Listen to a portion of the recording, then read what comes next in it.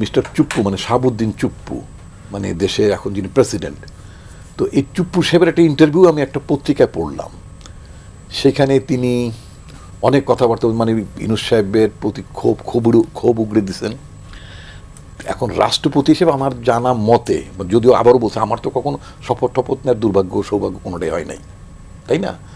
কিন্তু আমার জানা মতে মানে বিশ্বাস মতে বোধহয় যারা সব মানে মন্ত্রী টন্ত্রী যারা শপথ নেন, মানে মন্ত্রী বলতে টন্ত্রী না, মন্ত্রী বলতে যেটা বোঝাতে চাচ্ছি, তাদের একটা শপথ এমনি একটা মানে ফর্মাল শপথ নেন, এর পাশাপাশি বোধহয় একটা গোপনীয়তার শপথও বোধহয় নিতে হয়। যেখানে মন্ত্রীদের গোপনীয়তার শপথ নিতে হয়, তাই না? রাষ্ট্রপতিকে তো শপথ পড়ায় বোধহয় প্রধান বিচারপতি নাকি?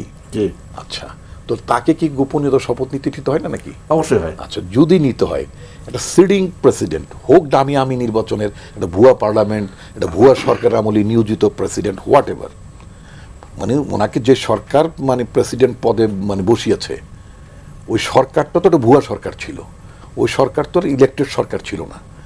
একটা সরকার, সংসদীয় ব্যবস্থা, একটা মানে সরকার, তারা প্রেসিডেন্ট পদে কাউকে যদি অন্য কেউ কন্টেস্ট না করে তাহলে একজন প্রেসিডেন্ট হয় নাকি? আচ্ছা, তো এই ভদ্রলোককে মিস্টার চুপ্পুকে যে প্রেসিডেন্ট মানে আওয়ামী লীগের আমলে যে সরকারটা বানালো, সেই তখন তো ওই আওয়ামী লীগটা তো একটা ইলেক্টেড সরকার ছিল না, ওটা রাতের সরকার ছিল, আমি দামি মার্কা সরকার। সেই সরকারের আমলে একটা লোক রাষ্ট্রপতি হইল, তো রাস্তার যে কোনো লোকের ডেকে দিলে বা বানাই দিলে কে ঠেকায়? বিষয়টা এরকম।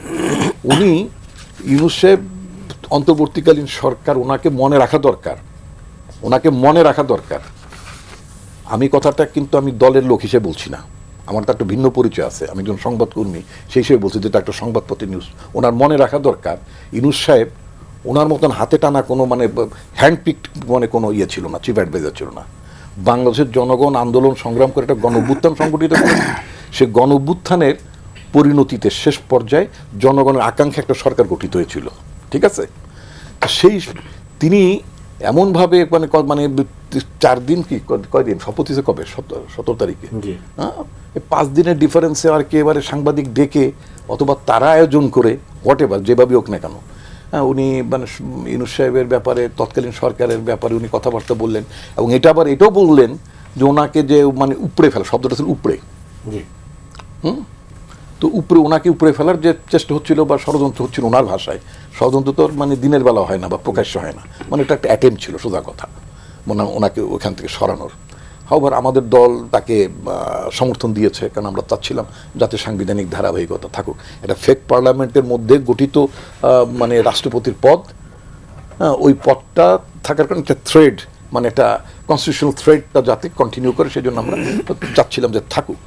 আচ্ছা, বাট তার মানে এই নয় যে উনি সেখানে সেনাবাহিনী 3 বাহিনীর প্রধান নিয়ে কথা বলছেন, যে 3 বাহিনী থেকে তাকে আশ্বস্ত করা হয়েছে, বলছে যে আপনি সর্বাধিনায়ক। বিএনপি থেকে আশ্বস্ত করা হয়েছে। বিএনপি তো পলিটিক্যাল পার্টি, বিএনপির তো কোনো লায়াবিলিটিস নাই। বিএনপির রাজনৈতিক দায় থেকে বিএনপি বলতেই পারে যে তারা মানে দেশে আরো কথা বলতে চাচ্ছেন না, না এই বিষয়ে আরো কথা বলতে চাচ্ছেন না, আমি তো বলতেছি না, বলবেন, আমি তো বলতেছি, এই বিষয়ে আপনি বলবেন। এখন কত ঠিক দেয় না, ওনার 1 সপ্তাহ ধরে ভালো আছেন, এটা মূল কথা, উনি 1 সপ্তাহ ধরে ভালো আছেন।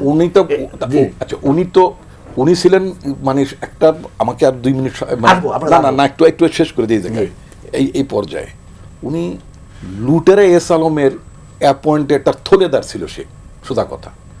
ইসলামী ব্যাংকটাকে বাংলাদেশের একমাত্র লাভজনক ইসলামী ব্যাংক ছিল, মানে দেশের প্রথম শরিয়া ভিত্তিক ইসলামী ব্যাংক, সেই ইসলামী ব্যাংকটাকে ফোকলা করে ফেললো। সেই ব্যাংকটার ভাইস চেয়ারম্যান ছিলেন রাষ্ট্রপতি আগ পর্যন্ত, ঠিক আছে? এমন কোনো ভালো জায়গায় ছিলেন না, আর এমন কোনো ভালো কোম্পানিতে ছিলেন না যাদের বিরুদ্ধে মানি লন্ডারিং থেকে শুরু করে যাবতীয় অপরাধ অন্যায় যাদের বিরুদ্ধে আছে।